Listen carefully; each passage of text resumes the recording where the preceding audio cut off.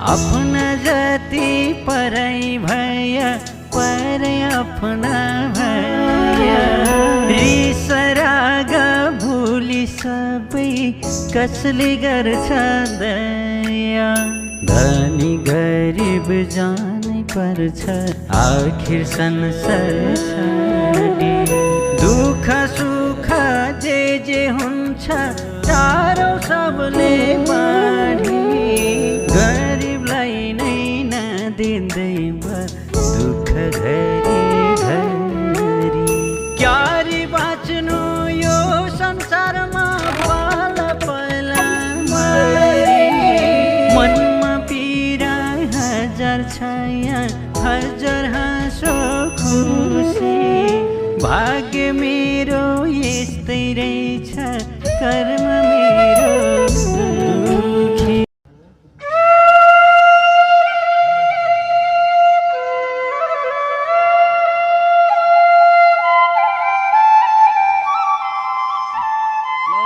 बर्बादै भएको त आमा गर्न लास्टै गाह्रो भएको त आमा गर्न कसरी औषधि गर्ने होला त त्यही त भने हेर्न भाइ हामी गरिबकन कसले रुपियाँ दिने छिया र हामी दुखी गरिबका पीडा कसले बुझ्ने छिया र हे भगवान हाम्रो जस्तो दुःख पीडा अरू कसैले पनि नदिया। आमा तमिकन धेरै गाह्रो भयो होला चिन्ता नलेऊ आमा हामी तमिकन जसरी पनि औषधि गर्छौँ। छन्दे छोरा छन्दे म बुढीलाई यतिकै मर्दा म अब दिन गएकी बुढीलाई बचाउन रुपियाँ खर्च नगर म बुढीलाई यस्तै हाल्छु। त्यो भनेको कहाँ हुने एउटा आमा तमिकन केही भइहाल्यो भने हामी दुई भाइ क्या गरौँला कहाँ जाउँला। दाइ तमी आमाको कुरा नसुन आमाको जसरी भए पनि बचाउनु पर्यो। त्यो त हो भाइ अघि धनेराम साउबाको घरमा रुपियाँ माग्न गएर दिएनन् माथिल्लो घरको घनश्याम काकाले पनि दिएनन् हामी गरिबका दुःख कसले हेर्ने छिया र भाइ। दाइ हामीसँग त्यही एउटा अम्खरा छ यही अम्खरा धनेराम साउबालाई दिएर हुन्छ कि दाइ? त्यो त हो भाइ तर क्या गर्ने साउबाले दिन्छन् कि नै म उही पनि एकचोटि साउबाको घरमा जान्छु। सोध्दै बाबु सोध्दै मेरा लागि यति धेरै दुःख त्यही पनि हाम्रो सम्पै भनेको त्यही एउटा अम्खरा हो त्यसलाई बेच्ने कुरा नगर मलाई यतिको मन यस्ता कुरा नगर आमा आमा लागि सम्पै भनेकै तमी हो। दाइ आमाको थाहा मात्रै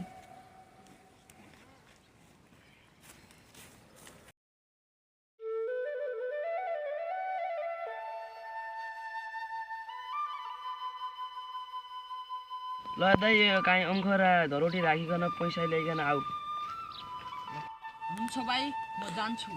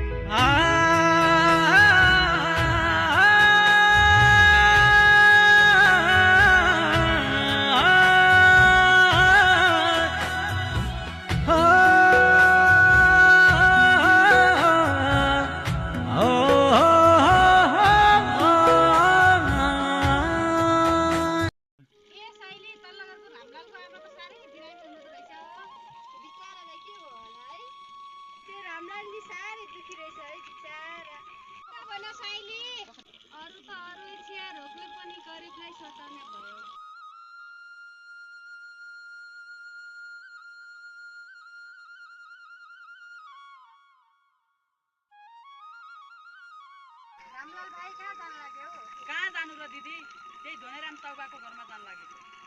अनि भाइ झोला पनि बोकेको छ त किन बोक्यौ?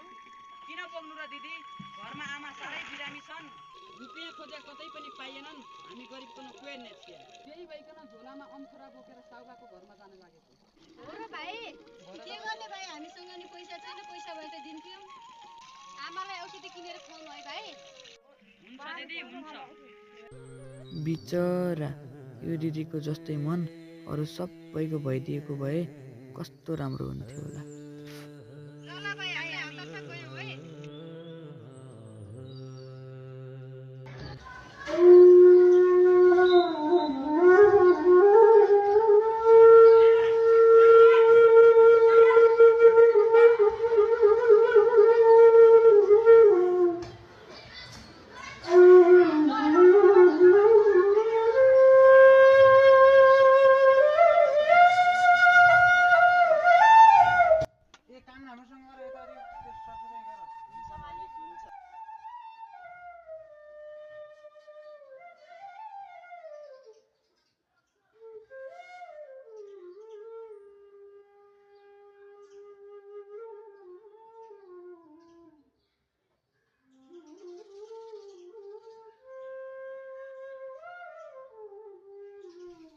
साउबा ए साउबा आयो फेरि रामलाल पो रहेछ तो फेरि मिलाएर किन आइस किन आउनु र साउबा अघि त्यतिकै आएर रुपियाँ दिनु भएन अहिले यो अङ्खरा राखेर रुपियाँ दिनुहुन्छ कि भनेर आएको मेरी आमाको न लास्टै गाह्रो भएको छ यही अङ्खरा राखेर मलाई जसरी भए पनि पैसा दिनुहोस् यो भाडा मैले राख्ने रे त्यही पनि त भिखारीको घरको त भिखारी भनेको मान्दैनस्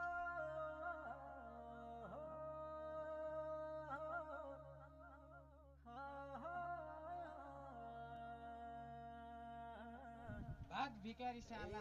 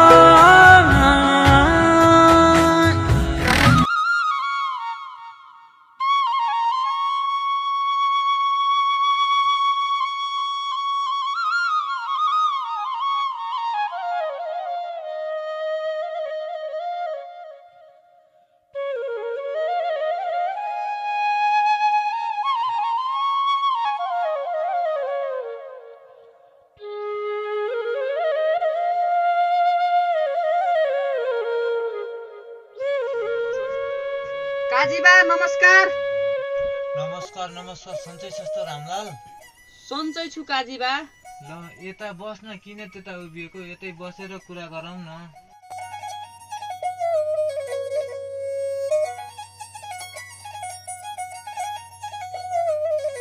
ल भन मेरा घर क्या गर्न आस्तो त आज क्या गर्न आउनु र काजीबा आमा घरमा बिरामी छन् औषधि गर्न रुपियाँ भएनन् गाउँभरि रुपियाँ खोजे तर कसैले पनि दिएनन् त्यही भइकन हजुरको घरमा आएको हौ थोरै रुपियाँ दिनुहुन्छ कि भनेर काजीबा अनि त्यो हातमा झोला किन बोकिस् त किन बोक्नु र काजीबा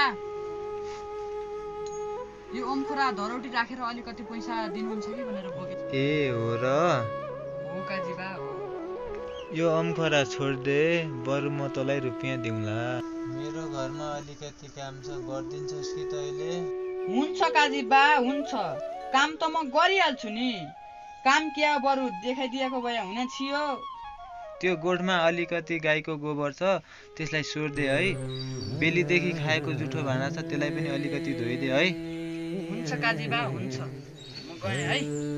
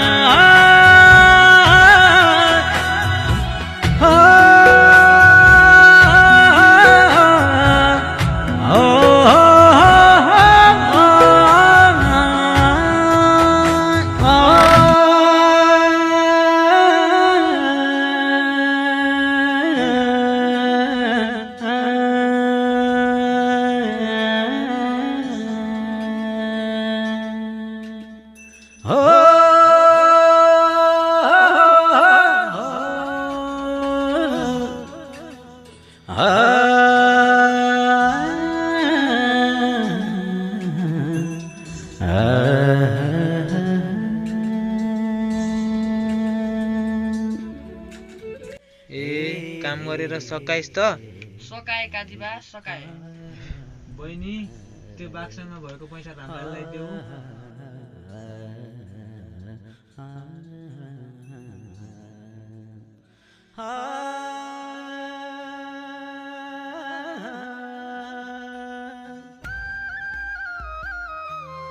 ल यति 5000 रुपियाँ छ। हुन्छ काजीबा, हजुरलाई धेरै धेरै धन्यवाद छ काजीबा। ल है काजीबा म गएँ है।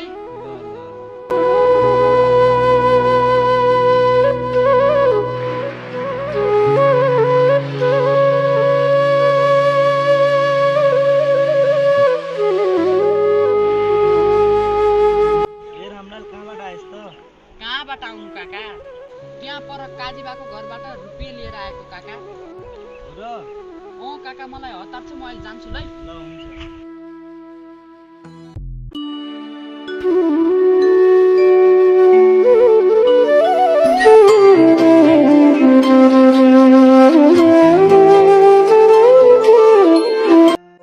दाइ रुपियाँ ल्याऊ त? भाइ ल्याएँ। दाइ पैसा कसले दियो त? अरू को दिने छिया र भाइ? धनीराम साबाको घरमा गएर पैसा दिएनन्, पल्लो गाउँको काजीबाको घरमा गएर पैसा दिएर आएको छु भाइ। ल भाइ, अब हामी ढिला नगरौँ, आमालाई पनि धेरै गाह्रो भइगयो, आमालाई अस्पताल लिएर जाउँ।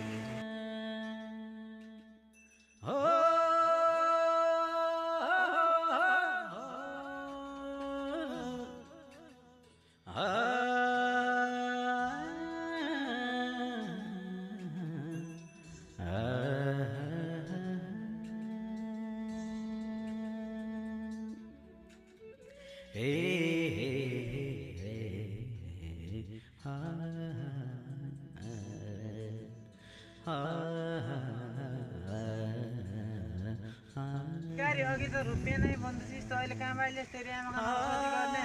उसले रुपियाँ दिनु भएन, पल्लो गाउँको काजीबाको घरमा गए, काजीबाले रुपियाँ दिनुभयो। ए त्यसो भए तँसँग रुपियाँ छ? तेरो बाउले लिएको पैसा कहिले दिन्छस् त मलाई? साउबा अहिले मसँग छैन, केही महिनापछि हजुरको पैसा दिन्छु नि। दिन्छु भनेर कहाँ हुन्छ, मलाई अहिले चाहियो रुपियाँ।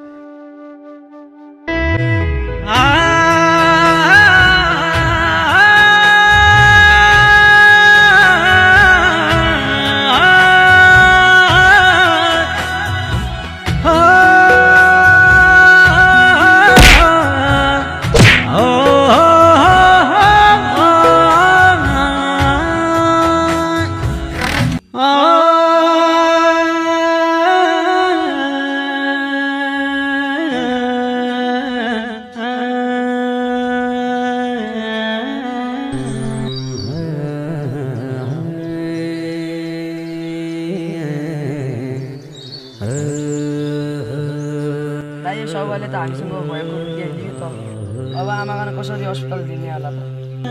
भाइ त चिन्ता नमान, मैले यति पैसा लुकाएर राखेको थिएँ, यही पैसाले भए पनि आमाले उपचार गर्नुपर्छ भाइ।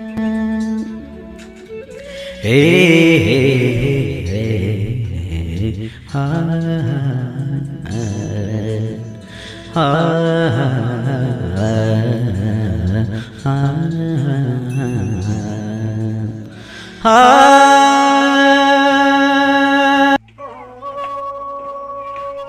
डाक्टर साहब। नमस्कार नमस्कार। क्या कति कामले आउनुभयो? डाक्टर साहब मेरी आमा 2 महिनादेखि बिरामी छन्, मेरी आमालाई औषधि गर्नु पर्यो। हुन्छ हुन्छ।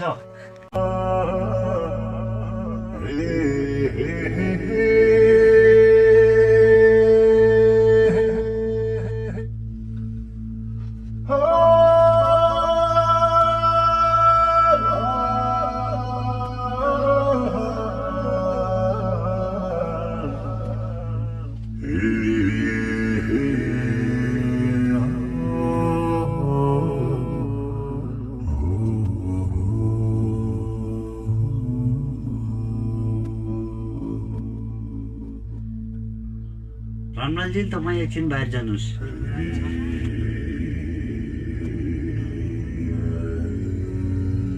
एकछिन लामो सास फेर्नु त।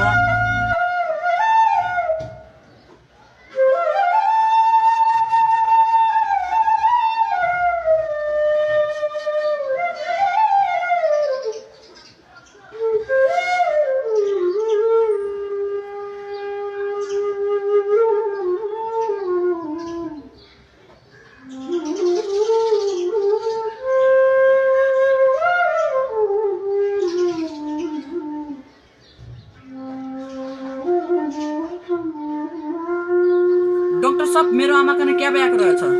रमलालजी हजुरको आमालाई त ब्लड क्यान्सर भएको रहेछ। यो रोगलाई चाँडै उपचार गर्नुपर्छ। डाक्टर साहब औषधि गर्नुको लागि कति जति पैसा लाग्ला? लाग्छ त्यही 4-5 लाख जति। 4-5 लाख? हामी गरिबसँग कहाँ 4-5 लाख रुपियाँ हुन्छ र डाक्टर साहब? अलिकति भए पनि मेरो आमालाई उपचार गरिदिनु पर्यो डाक्टर साहब। नाइ रमलालजी, यहाँ पैसा बिना केही उपचार हुँदैन। हजुर आफ्नो आमालाई लिएर जानुहोस्।